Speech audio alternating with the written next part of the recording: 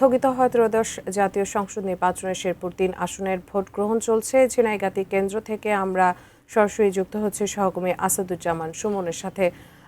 সুমন, স্থগিত হওয়া যে নির্বাচনী এলাকাটি, সেখানে ভোট গ্রহণ আজকে চলছে, সেখানে চলমান ভোট কেন্দ্রের অবস্থা জানতে চাই। নিরাপত্তা ইস্যুর কোনো বিষয় আছে কিনা, কি অবস্থা দেখছেন সেখানে? ভোটাররা কতটুকু উৎসাহের সাথে ভোট দিচ্ছেন, সব মিলিয়ে জানাবেন। উজমা, এই যে ময়মনসিংহ ৩ শেরপুরের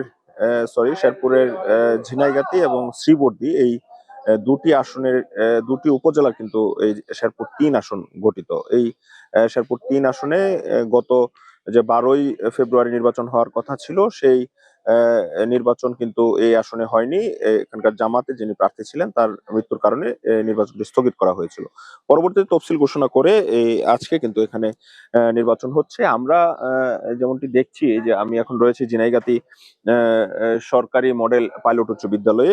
আমরা দেখেছি যে সকালের দিকে কিন্তু ভোটারদের বেশ উপস্থিতি ছিল, কিন্তু দুপুরের পর থেকে উপস্থিতিটা কিছুটা কম। আমরা আপনাকে জানিয়ে রাখি যে এই যে কেন্দ্রটি রয়েছে, এই কেন্দ্রতে 41% ভোট পড়েছে, এমনটি কিন্তু এখানকার যারা কর্মকর্তা রয়েছেন তারা আমাদেরকে জানিয়েছেন। আমি এই যে যে নির্বাচন সেটি অবাধ, সুষ্ঠু এবং নিরপেক্ষ করতে কিন্তু সেনাবাহিনী, বিজিবি, র্যাব, পুলিশের সমন্বয়ে আর্ম পুলিশ ব্যাটালিয়ন, আনসার সবাই কিন্তু সম্মিলিতভাবে কাজ করছে এই নির্বাচনটি যেন অবাধ, সুষ্ঠু এবং নিরপেক্ষ হয়।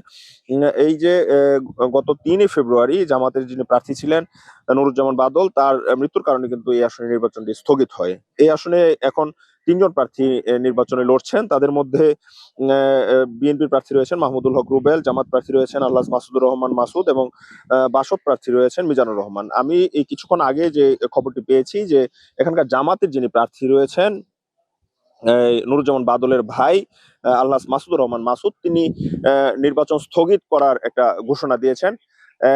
এই যে এই নির্বাচন তিনি বয়কট করছেন, এমন এমন একটি কথা আমরা শুনেছি। সেজন্য তিনি তার যে শ্রীবর্দীতে জামাত ইসলামের যে অফিস রয়েছে, সেই অফিসে কিছুক্ষণের মধ্যে তিনি একটি সংবাদ সম্মেলন করবে। সেই সংবাদ সম্মেলনের মাধ্যমে তিনি বুট বর্জনের একটি ঘোষণা দিবেন, এমনটি কিন্তু আমরা জানতে পেরেছি। তো সবশেষ উজমা, এই ছিল আমার কাছে শেরপুর ৩ আসনের স্থগিত হওয়া নির্বাচনের সবশেষ খবর উজমা।